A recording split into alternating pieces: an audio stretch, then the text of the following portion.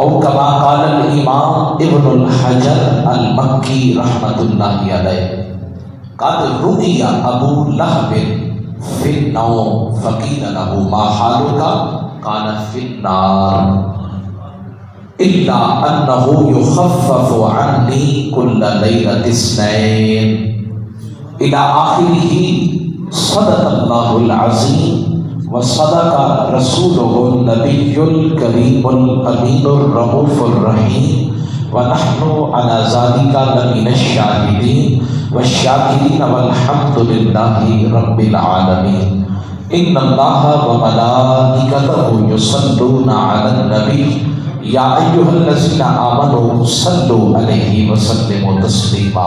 تمام احباب پڑھ لیں الصلاۃ والسلام علیک یا سیدی یا رسول اللہ، الصلاۃ والسلام علیک یا سیدی یا حبیب اللہ، وعلی آلک واصحابک واہل بیتک یا سیدی یا راحت العاشقین۔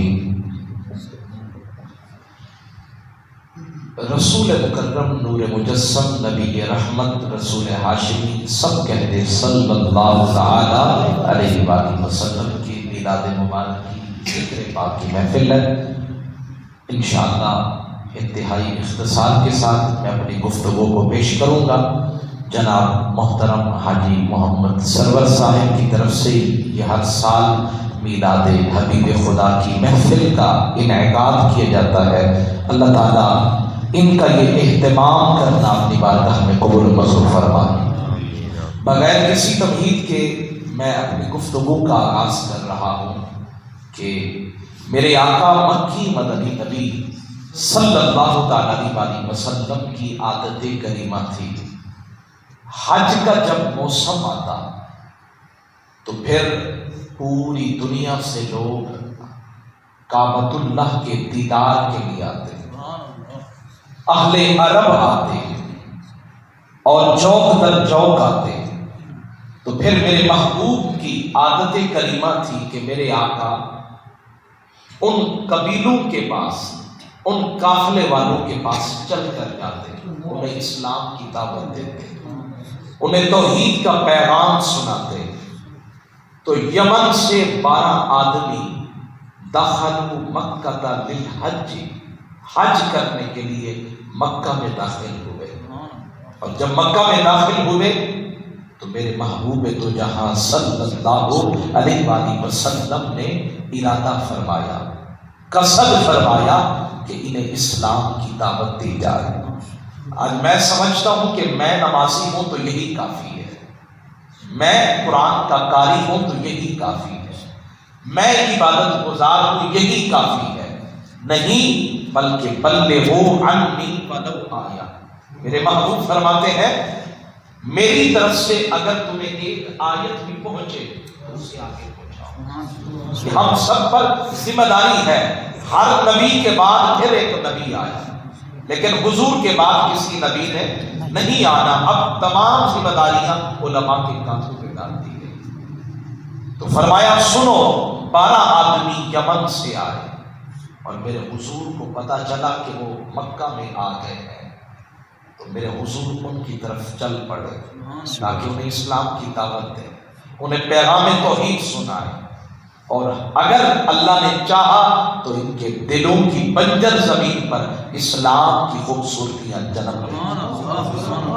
اور جب میرے حضور ان کے پاس پہنچے تو میرے محبوب نے بڑے میٹھے لہجے میں، رس کھولتے لہجے میں فدعاہم النبی صلی اللہ علیہ وسلم الاسلام، میرے آقا نے انہیں اسلام کی دعوت دی۔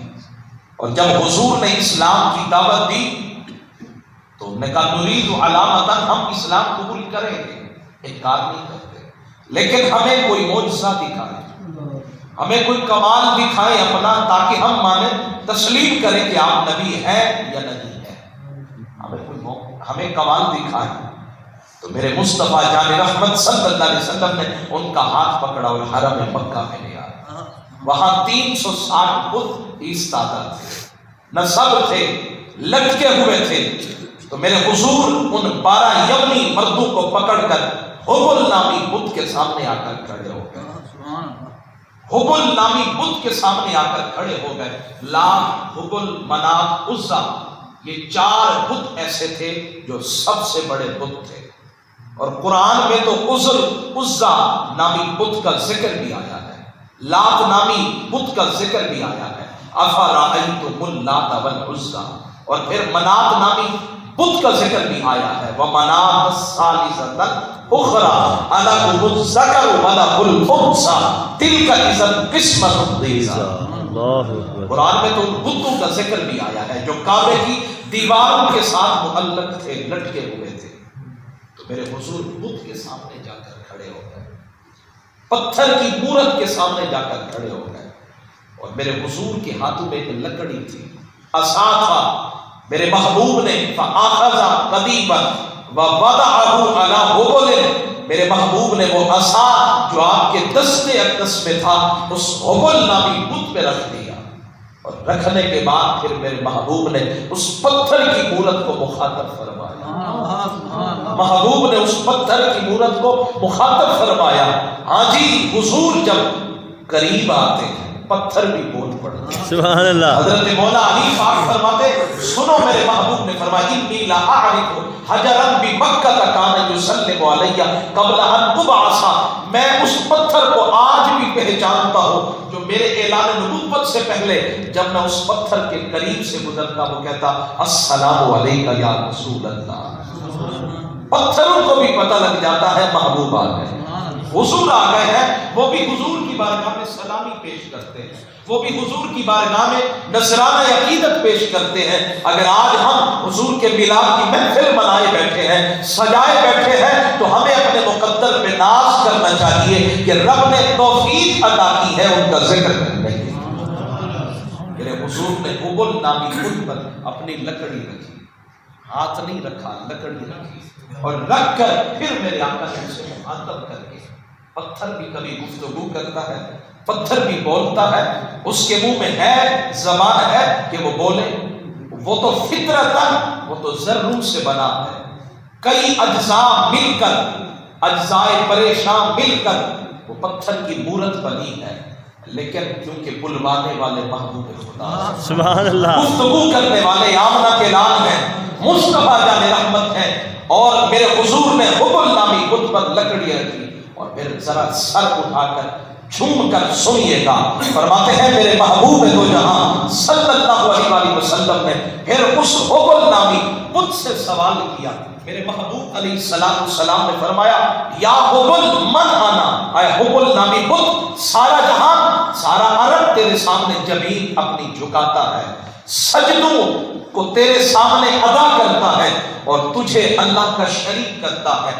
تیرے سامنے آ کر اپنی حاجتیں پوری کرواتا ہے، تیرے سامنے آ کر اپنی حاجتیں پیش کرتا ہے، تجھے اپنا خدا سمجھتا ہے. لیکن تو صرف پتھر ہے اور کچھ نہیں ہے. لیکن آج ان یمنی آنے والے مردوں کو بتا من آنا، یہاں کوئی نہیں ہے میری عظمت بیان کرنے والا. یہاں صدیق و عمر، عثمان و علی، سارے صحابہ اپنی شان والے. لیکن ابھی اسلام کا غلبہ تو نہیں ہے نا، صحابہ نظریں بچھانے والے تو نہیں ہیں. میرے حضور نے حرم مکہ میں کھڑے ہو کر حبل نامی بت سے فرمایا من آنا، بتا تو صحیح میں کون ہوں. من آنا، میں کون ہوں. حضور نے کبھی ایسے پوچھا نہیں تھا، دریافت نہیں فرمایا تھا.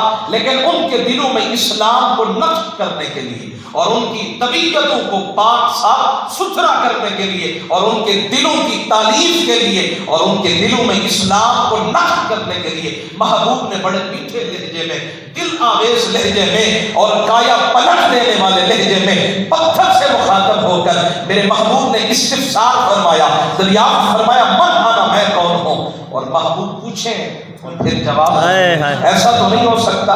محبوب دریافت کرے اور جواب نہ ملے، ایسا تو نہیں ہو سکتا. ہاں جی، میں اگر ان کی صدا کا جواب نہ دوں میری مرضی ہے، آپ جواب نہ دیں میری مرضی ہے، آپ کی مرضی ہے. اذان کا جو جواب نہ دے یہ حضور کا فرمان ہے، حضور نے بلایا ہے. آپ نے جواب نہیں دیا تو سمجھے حضور کا جواب نہیں دیا. مسجد میں نماز کے لیے آپ کو بلایا گیا، آپ نماز کے لیے نہیں آئے تو حضور نے بلایا تھا.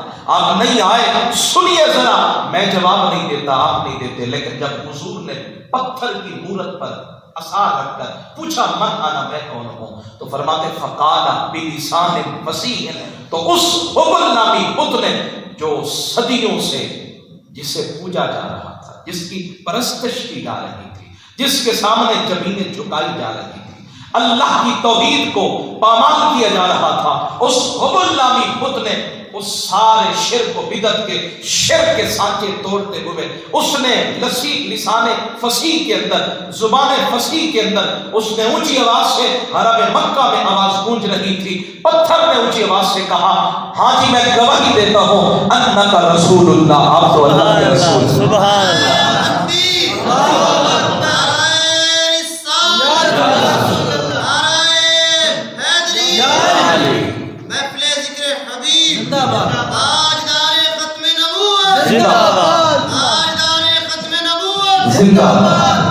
انت رسول اللہ، آپ تو اللہ کے رسول ہیں۔ واہ جی واہ، پتھر بول پڑا، سبحان اللہ۔ وہ پتھر بھی عام نہیں، وہ بولا جو بت تھا، جو مورت تھی وہ بولی، اس نے کہا انت رسول اللہ، آپ تو اللہ کے حبیب ہیں، سبحان اللہ، آپ تو اللہ کے محبوب ہیں۔